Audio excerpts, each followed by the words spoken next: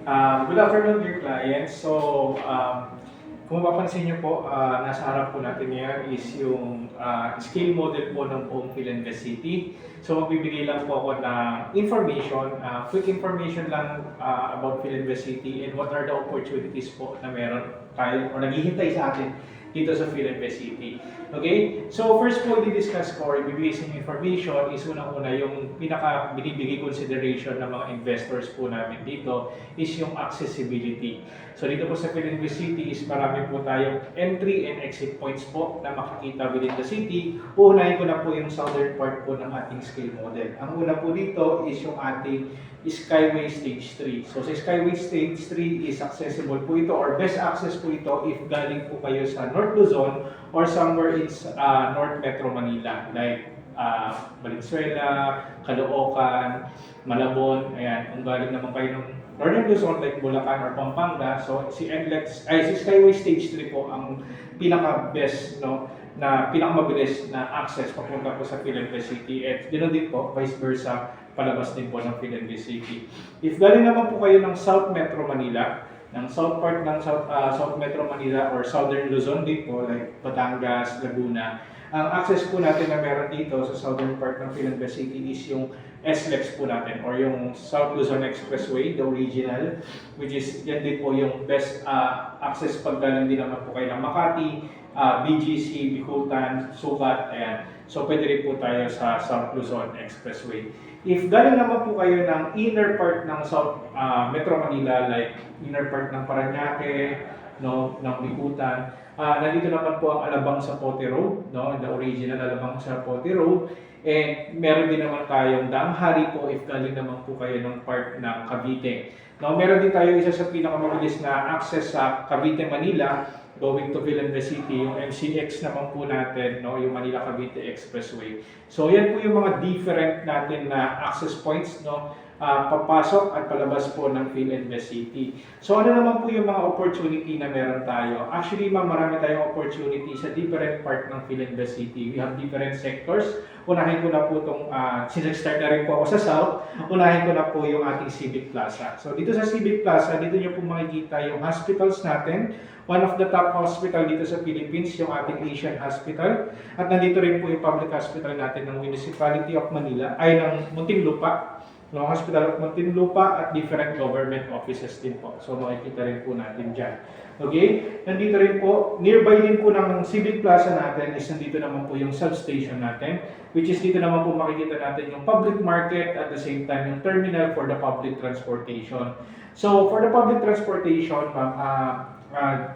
discuss ko na rin, baka makalimutan mo pa i-discuss, is hindi po lahat ng public utility vehicle is accessible sa loob po ng Philinvest City because we maintain the exclusivity ng community natin. At the same time, yung mas hindi tayo maging ganun ka-polluted, no, compared with the Atral Central Business District. Kasi yun po yung image na pinemaintain natin. Kasi kung mapapansin niyo dito sa skill model po natin is marami pa tayong greeneries. Yun po kasi yung pinemaintain na image ni Philinvest na we are into nature, exclusive, hindi tayo congested, hindi tayo traffic, no? Very calm lang ang vibe ng community natin. So yun yung minemaintain po natin. That's why the public utility vehicle is meron lang po talagang road na nakaka-access po sila.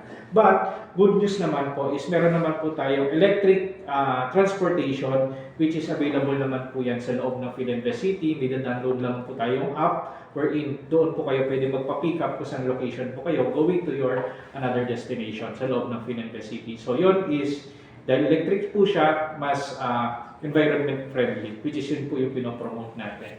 Okay? So second naman po, punta naman po ako dito sa North Gate po natin. So ano po meron sa North Gate natin? Usually nandito po nyo makikita yung mga commercial and mga call center businesses po natin. So nandito po yung pinaka main business ng buong Philinvest City. So dito po lahat ng call centers. Actually mas kilala po siyang Techno Hub kasi more on IT business yung mga nandito. But meron naman mga retail malls na maliliit na nandito rin po, retail establishment po na dyan. Ano po yung opportunity na meron dito sa North Gate po natin? We have here the Studio N. So currently on a pre-selling. So this Studio N project is intended po or mas magbibigay, no, o mas medyo kino-consider ng mga investors namin na into rentals business. No, kasi po studio type po siya, tapos good for rental business po talaga. Actually, ang kinikater po talaga nito is yung employment na binibigay po ng Northgate po natin. No, most employees are looking for yung marerentahan para mas mabilis sa accessibility nila dun sa workplace. So that's why na-create po si Studio N. Ano pa po yung opportunity na meron? We have the West Park and we also have the Studio City. So, West Park and Studio City, ito na po yung mga unang projects po, residential projects po ni Philinvest, no, na talagang intended for rental business, no. So bigyan ko lang po kayo ng trivia na West Park and Studio City is ang naging inspiration po kung bakit meron po tayong pre-selling na Studio N because of the success stories po ng rental business ng West Park and Studio City. So most likely is pare-parehas lang naman po sila, puro studio type at minimalist lang po yung space na meron dito kasi nga po for rental lang po siya. So, okay. Next naman po, we have here the Westgate. So, sa Westgate naman po, anong makikita natin sa Westgate? If malalilig po kayo mag-chill or kumain, so most of the mid to high-end restaurants and bars are located po sa Westgate natin. And kung mahilig din po kayo sa mag-relax to pamper yourself, nandiyan din po ang mga spa and parlors po natin. And if active lifestyle naman po ang meron po tayong gym, yoga centers at the same time, kung mahilig kayo sa martial arts, meron tayong martial arts centers din po dyan sa loob ng Westgate. At the same time, some retail stores na rin po. No? Kung mahilig din kayo ng konting shoppings, meron din po dyan mga retail stores sa loob ng Westgate. Ano po ang opportunity na malapit sa Westgate? Bukod po doon sa nabanggit kong tatlo, West Park, Studio City, and Studio N, nandiyan po ang levels natin. So nearby, kung mapapansin nyo, katapat lang po siya ng Westgate. So sa levels naman po is good opportunity po yan sa mga naghahanap ng property for end use or for rentals din po. Ang difference lang po niya with the doon sa unang tatlong nabanggit ko is mas bigger po ang space nito. That's why kino-consider din siya for end users na gamitin as their personal property din po, no? And kung for rentals naman is para rin mas maraming ma-accommodate, no, na tenants kung mas malaki yung space na meron tayo sa property natin. So the levels po is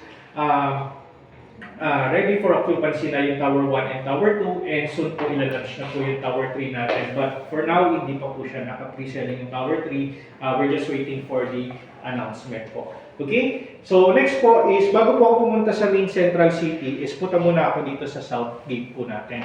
So kung mapapansin nyo sa South Gate, wala pa po tayo nakikita masyadong establishment. So greeneries pa rin, which is yung talaga yung pinopromote natin din sa Philinvest City, which is yung nature. No? But ito po yung nagpaingay ngayon kay Philinvest City sa mga investors. Bakit po siya nagpaingay this past few months kay Philinvest City? Kasi po recently in-announce po ni Philinvest at ni Mitsubishi yung kanilang joint venture na they are planning to have a 15 billion partnership worth of development, combination po yan ng residential and commercial, no? Which is yan po yung parang nag-attract ng mga investors papunta po dito sa Philinvest City kasi nga po Makati and BGC are already full na po, no? Na-reach na po nila yung full progress po nila, no? So tayo na po ang nakikita ng mga investors na next Central Business District dito sa South Metro.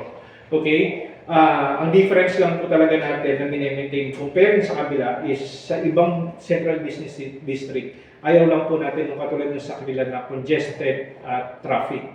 No, tayo mas gusto natin yung may touch ng nature para mas relax pa rin, no, despite of progressing yung city natin. At because of these joint ventures, alam po ng mga investors at katulad ninyo, kaya po rin po kayo na papunta or na-attract din siguro sa Philinvest City kasi hinahanap nyo rin po yung opportunity na meron po para sa inyo, which is kapag may ganito po klaseng projects po kasi is alam po natin ang resulta nito is tataas po ang value lahat ng property na meron sa Philinvest City or sa lugar kung saan merong development. So ayan po ang inaabangan nila mga investors, yung bagong development ng joint venture ni Mitsubishi and Philinvest City. Next, meron po tayong Woods District. So saan po makikita sa Woods District? Most likely nandyan din po ang some of food establishment at the same time, yung nearest school po na meron tayo dito, yung FEU Alabang.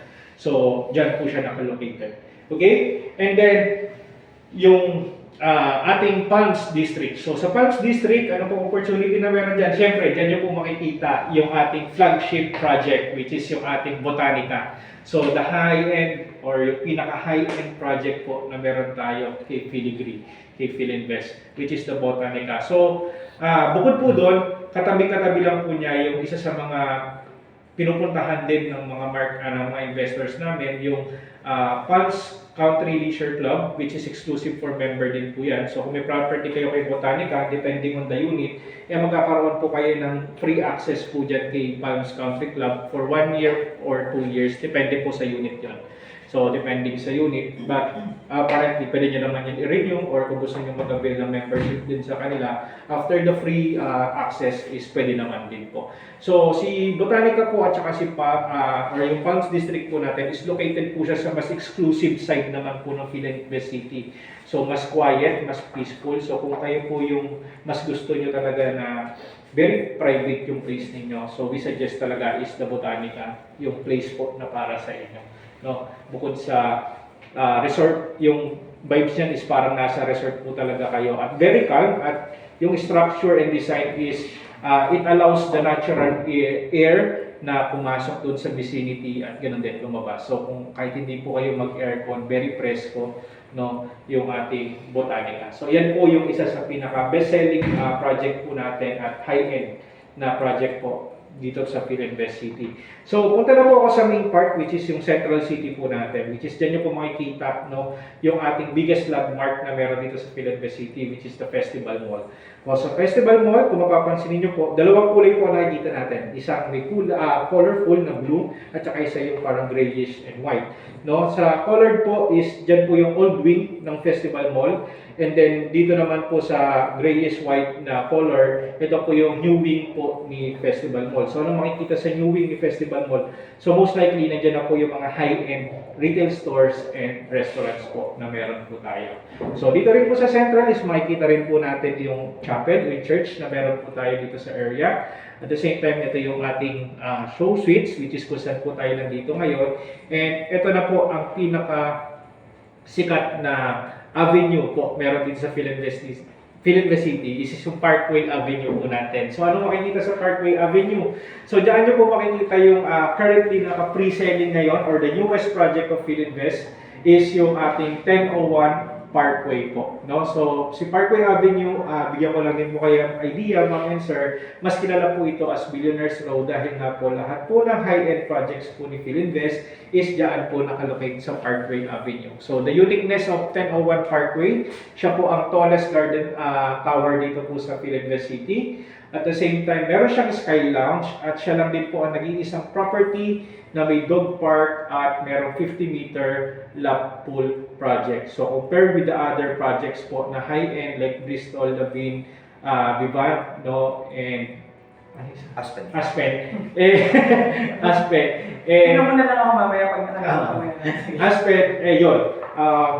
Siya po ang meron may pinakamalaking pool area. At the same time, ang kagandahan po sa mga projects natin, especially po 1001 Parkway, mapapansin nyo, ang likod nito is more on greeneries na po. So, good news po is, hindi na po siya malalagyan ng ibang establishment. So, dyan na po i-develop yung ating Creekside Park, which is isa siya sa pinakamagandang view na makikita po o mapaprovide po doon sa mga properties along Parkway Avenue. Same time, dyan rin po makikita yung Parkway Corporate Centers natin. So kung may business po kayo at gusto nyo mag-expand ng business ninyo at ilapit sa residential kung saan po kayo mag-avail, nandyan po ang Parkway Corporate Center, which is available din po ang units na yan. No? Parang nag-rent lang po tayo or pwede rin naman po siya for rentals. So, that's the whole Filinvest City po, and hopefully sa mga opportunities na meron tayo ngayon, may nagugustuhan kayo. And bago ko po tapusin, ma'am, may I invite everyone na kung gusto nyo po, tingnan po natin yung ating mga model units. No? We have here the Botanica, 2-bedroom and 1 BR model units, and we also have the 1001 Parkway, which is yung 1-bedroom unit. So, Galing.